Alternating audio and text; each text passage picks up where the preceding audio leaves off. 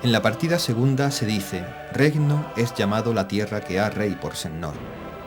Mediado el siglo XIII, había 4 reinos en tierras de España: Castilla y León, Aragón y Cataluña, Granada y Murcia. Este último un reino más bien simbólico. Había sido incorporado desde 1266 a Castilla.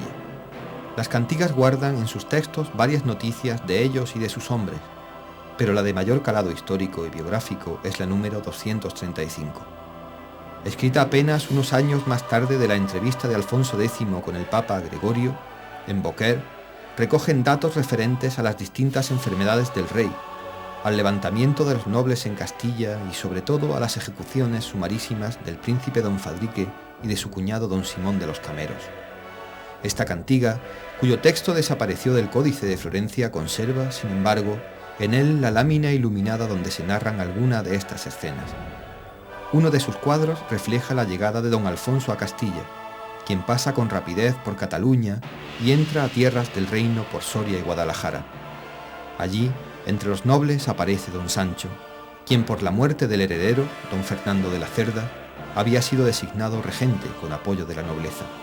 Él, al menos, así lo entendió, tomando el mando en Andalucía, en ausencia de su padre y al margen de la línea sucesoria que señalaban las partidas. Era el mes de diciembre de 1275.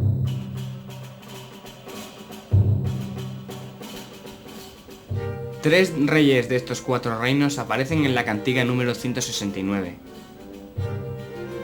Don Jaime I, ya anciano, rey de Aragón y Cataluña, que había incorporado para su yerno y para Castilla el reino de Murcia, y Alfonso X, rey de Castilla y León, de Jaén, de Córdoba, de Sevilla y, por este tiempo, también de Murcia.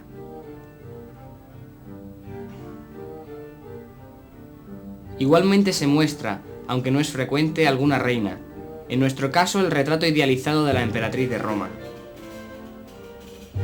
Con título de rey, aunque solo mantenido por sus fieles habitantes de la Risaca, el rey Abú Beker de Murcia. El rey de Granada, Ben Alamar, aparece en la cantiga número 185. Su retrato es muy similar al que más tarde se pintará en la bóveda decorada de la Sala de los Reyes de la Alhambra.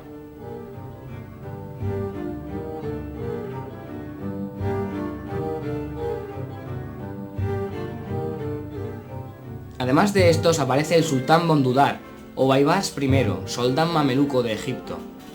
Todos ellos aparecen escuchando a sus súbditos e impartiendo justicia.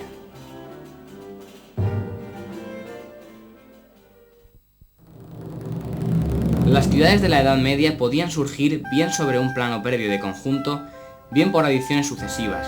Las representadas en las cantigas parecen pertenecer al primer grupo. Ordinariamente son ciudades muradas con torres cuadradas o poligonales y puertas de arco de herradura. Más allá de los muros de la ciudad, la tierra. La tierra abundante en pan, vino, carne, fruta, pesca y caza, como la descrita aquí, donde vemos perdices y conejos. Los labradores u hombres de la tierra sobrevivían gracias a su economía de consumo. El cerdo y los animales domésticos, patos, gallinas, palomas, les proporcionaban el alimento básico y el medio natural de intercambio. Pero los labradores, además de proporcionar la base del alimento diario para sí y el resto, debían estar dispuestos a defender la tierra en el momento que lo requiriera el Señor. Aquí vemos cómo estos hombres parten a la guerra y mientras marchan con el arma que tienen a mano, vuelven la vista hacia lo que es su patrimonio, cuyo futuro resultaba incierto.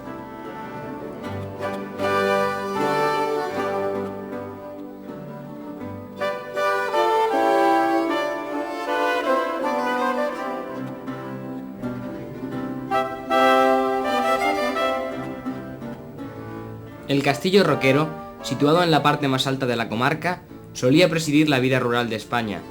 Este se situaba en la roca con el fin de defender del enemigo las vías de penetración en el reino.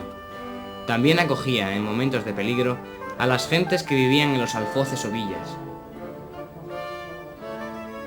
Muchas veces los prolongados asedios hacían claudicar a la población que consumía los pocos víveres en él almacenados. En otras ocasiones, el enemigo derruía los muros o lo escalaba, dando asalto a la población. Pero la vida en España era eminentemente rural y sus hombres constituían su mejor caudal. Por eso saludaban con especial alborozo el nacimiento de un niño. Él suponía para la familia la esperanza de una ayuda en el cultivo de la tierra. El niño quedaba en la casa, al cuidado de la madre, quien lo iniciaba en las labores de casa y en los intereses de la familia. Su vida quedaba marcada por esta educación, y su conducta posterior obedecería a las normas éticas y económicas vividas en el seno de la familia.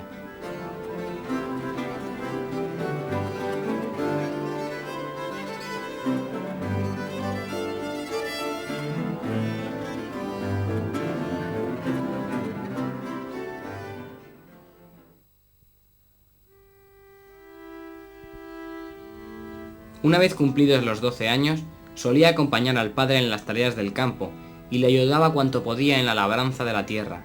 Esta, después del correspondiente año de barbecho, proporcionaba una buena cosecha cada 2 años. Después que había pasado el invierno, vencida ya la primavera, se comenzaba la tarea de la siega. Primero la cebada y el centeno, mieses de cuaresma, después el trigo. Uno y otro se almacenaba en graneros semejantes a los actuales hórreos conservados todavía en Galicia. Otro cultivo abundante era la vid. De ella se recolectaba la uva, que, pisada y fermentado su mosto, daría fama a los vinos de La Mancha y Andalucía. En lugares donde abundaba el romero, el tomillo y el espliego, se plantaban las colmenas. La miel servía para la alimentación y para brebajes destinados a farmacología. El almacenamiento de vino solía hacerse en cubas, en los bajos de la casa, donde se instalaban las bodegas. Cualquier animal que muriese suponía una piel que vender al pellejero, quien, después de curtirla, la vendía a los correoneros o albarderos, para sacar de ellas correas y albardas. Otra explotación vinculada a la vida rural era la lana. Las ovejas merinas, traídas por los mariníes, se aclimataron en España. Esta raza trashumante fue protegida desde el reinado de Alfonso X por el Real Concejo de la Mesta. La esquila, que aquí la vemos ejercer a una dueña, se hacía de cara al verano. Luego de tundirla e hilarla, se usaba para tejer sayas o camisas.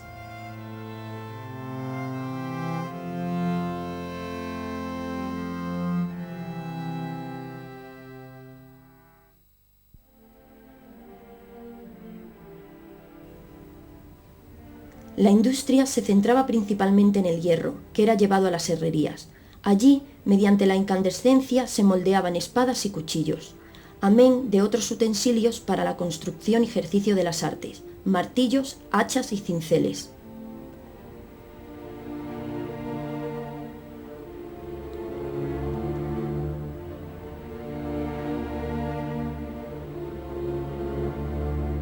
Y principalmente los instrumentos que posteriormente serán la base de la explotación agrícola, las hoces y arados, así como los ejes de ruedas de carros y carretas, con que transportaban sus productos. La pesca fue siempre en España una de las actividades más usuales, en especial en el Atlántico. A pocas millas de la orilla ya se solía encontrar peces en abundancia. Aquí vemos unos pescadores de Faro sacando con sus redes rudimentarias un buen copo de pescado. Otra industria de carácter familiar era la crianza de gusanos de seda. Al principio del otoño se solía presentar ante el altar la perola de los primeros capullos, de los que se deberían sacar los hilos y trenzarlos en la devanadera. El comercio estable había prosperado con el establecimiento de la ciudadanía. Las ciudades ya no necesitaban de proveerse una vez al año en las ferias y en los puertos. Por doquier se abría una tienda. Los comerciantes aprovechaban los bajos de cualquier edificio y exponían sus productos, despachando al público mediante un mostrador donde exhibían las calidades del mismo. También el cambista, actual banquero, cambiaba por monedas de oro o plata cualquier objeto valioso. En una de las cantigas se hace alusión a la venta de niños. Esta madre necesitada vende a su hijo por unas monedas de oro. Posteriormente será rescatado, después de que la desnaturalizada madre se arrepienta. Los médicos y físicos, sentados sobre su escaño, exponían ante el público las virtudes de sus ungüentos y brebajes, vendiéndolos directamente. Un comercio de gran calado era el comercio naval. La flota se renovó y el intercambio con el Oriente se hizo más frecuente.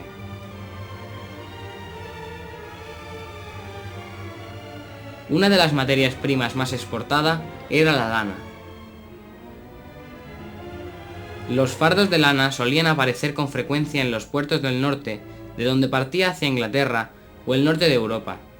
Por Levante se difundía hacia Oriente, donde se producía el intercambio por otros productos de la tierra.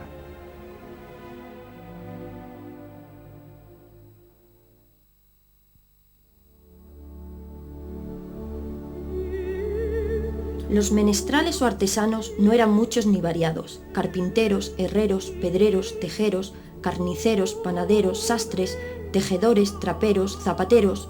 Muchos de ellos alternaban su oficio con la dedicación al campo.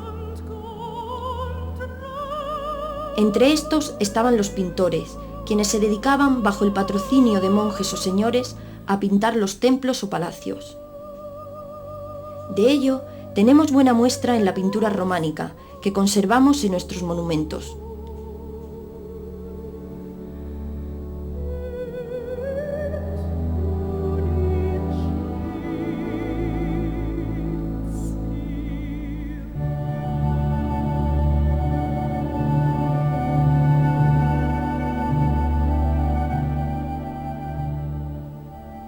También el escultor, llamado pedrero si trabajaba en piedra y entallador si lo hacía en madera, se dedica a tallar imágenes cuyas muestras han llegado hasta nosotros.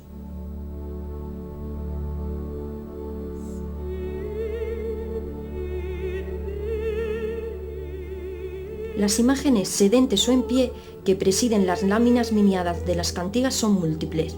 En ellas podemos sospechar las vírgenes de la Risaca, la Virgen de los Reyes de Sevilla, la de Almazán y otras.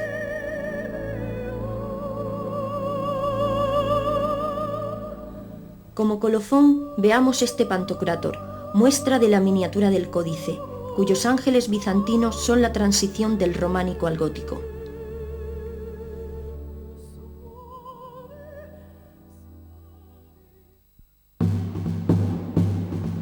Pero lo más representativo de la actividad artística y de cómo el erario público contribuía a la economía familiar era la construcción de iglesias y palacios. En el Códice de Florencia se encuentra una buena muestra de cómo se construían, como en este caso en que la cantiga recuerda la construcción de la iglesia de Castrojeriz, Burgos.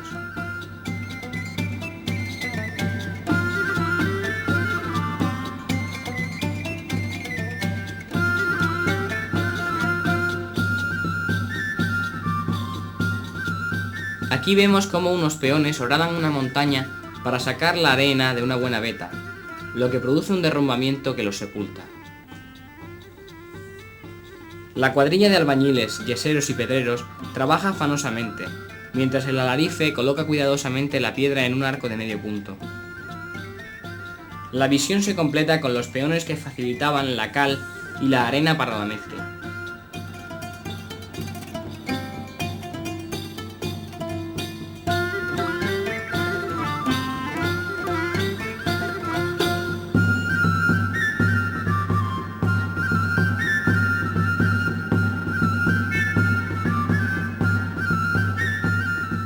Otra buena muestra es esta. La cuadrilla de albañiles se ayuda de una polea para acarrear los materiales. El alarife en esta ocasión está poniendo la piedra en el arranque de un arco gótico. También se nos muestra el picapedrero, que labra la piedra, y el pozo, de donde sacan agua con el pozal. Uno de los obreros espera llenar la calabaza del agua potable. Andamios, capachos y azadas puntiagudas se unen a paletas y almocáfres.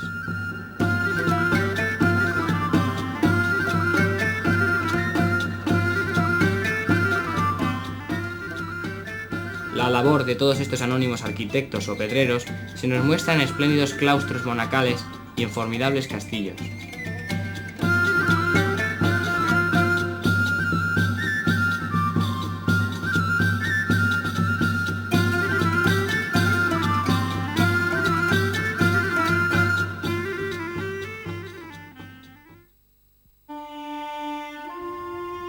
De la labor de alfayates y alfayatas, como en este caso, podríamos hablar mucho. A ellos se debe la primera evolución de la moda masculina y femenina. El vestido, que nació para protegerse del frío, pronto supuso un signo de poderío económico. Para mantenerlo dentro de sus límites se dictaron normas encaminadas a la austeridad y guardar el rango social. La esclavina que llevaba el romero solía ser una prenda larga y holgada con mangas no cerradas que permitían amplitud de movimientos. El tabardo, prenda propia de reyes, nobles y burgueses, pronto fue la ropa de abrigo del pueblo. El peyote, vestido igualmente por hombres y mujeres, era en los hombres reminiscencia de la cota militar. Toma su nombre de las pieles con que adornaban los bordes y cuellos. Sus aberturas laterales solían estrecharse ante el pecho. La mujer lucía también su camisa, que aunque era prenda interior, a veces llevaba decorado el cuello y puños y lucía una botonadura en la abertura de la prenda. El brial se hacía de tejidos ricos de seda y lana. Conocido como saya, en ocasiones está abierto por el costado y era la denominada saya encordada. Los predicadores llamaban a esta delicadeza ventanas del diablo, ya que por esa abertura se dejaba ver la blancura de sus carnes. Otro elemento era el manto. El de la mujer era más amplio y caía con más gracia. No solía llevar fiador alguno y se cruzaba por delante. El manto masculino o manto caballeresco solía enlazarse bien por una cuerda, bien por un broche sobre el hombro derecho. A los alfayates se unían los maestros y aprendices de zapateros, quienes cubrieron los pies con zapatos, botas o huesas. La materia con que se construía era el cuero y tejidos más o menos ricos para su decoración. Fue célebre el cordobán, piel curtida de macho cabrío, en cuya preparación y exportación destacó Córdoba. El tocado de la cabeza se distinguió por los sombreros de paja o de fieltro. El sombrero redondo de copa semiesférica tenía dos versiones, con alas gachas o alas altas. El chaperón, caperot o capirote era la almuza o caperuza que, bien se recogía su parte inferior, bien se elevaba, constituyendo el sombrero agudo que solían llevar los burgueses, comerciantes, menestrales y trovadores.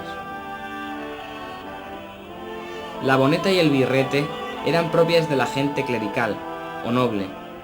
La tutupía la usaron los clérigos e intelectuales.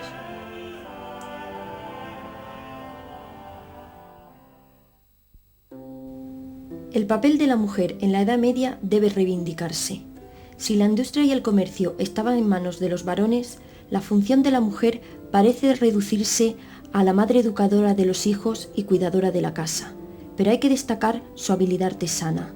La mujer solía contribuir a la economía de la casa con la industria doméstica, el cuidado de los gusanos de seda, el tundido de la lana y la confección de tejidos caseros. No obstante, su principal rol es el de educadora. El niño estuvo vinculado a la madre y sus años de infancia los pasaba en casa iniciándose en las tareas domésticas, entre las que estaba cuidar de los animales, atender el fuego del horno, alimentar los candiles o fabricar las velas. Esta educación disponía al niño bien a incorporarse al mercado del trabajo, bien a contribuir con su rendimiento personal a la economía familiar.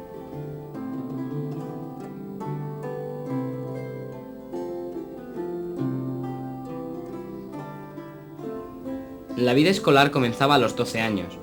El movimiento urbano multiplicó las escuelas regidas por un clérigo con la previa licencia del maestrescuela catedralicio. De ellas se dice que eran escuelas de leer y cantar.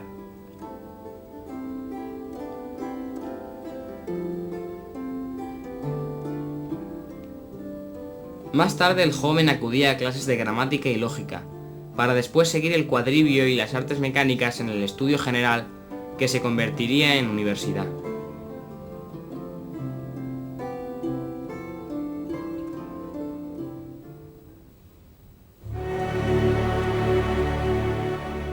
El intelectual era un trabajador más, pero su trabajo lo hacía con su mente. Esta característica lo diferenciaba de los manobreros, lo que les hizo tener conciencia de sí y apreciar su trabajo por encima del trabajo manual. El intelectual eclesiástico, al igual que el redactor de la Biblia, se consideraba inspirado por el Espíritu Santo. Entre estos se encontraba el trovador. instruido en las artes del trivio y dotado para la música, a veces empleaba todo el invierno en construir y musicar sus coblas, para luego salir durante la primavera a cantarlas ante príncipes y reyes, o bien en las iglesias o plazas públicas. Un rasgo peculiar de la apreciación de la autoría individual está en este escriba, posible miniaturista del códice, que se autorretrata grabando para la posteridad este proverbio latino: Victris fortune patientia est. Toda una lección sobre cómo el tesón vence a la suerte o a la fortuna.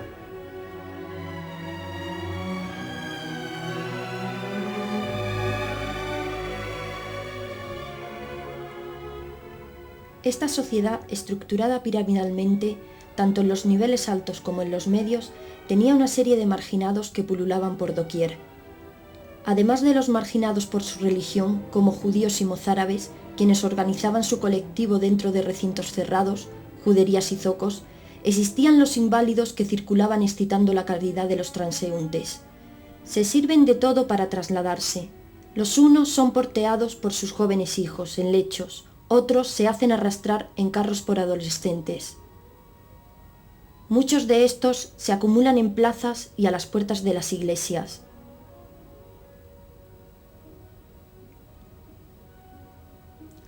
Todos ellos solo tienen un amparo: María Madre de Misericordia, a cuyos santuarios acuden.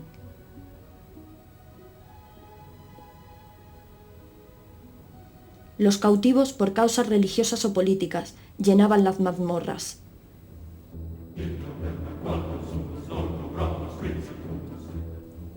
Los jugadores de azar, dados o tablas, se reunían en plazas públicas o en tabernas.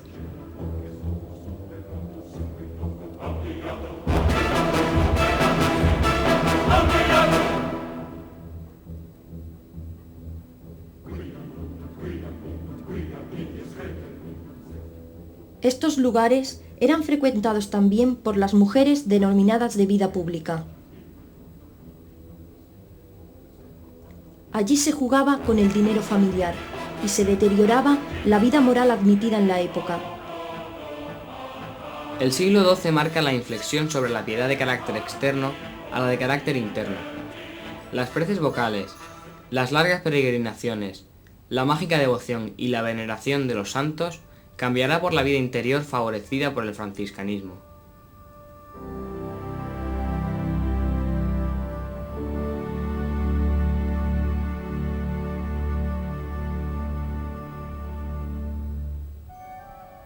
La confesión individualizada con el consejo oportuno, la facilidad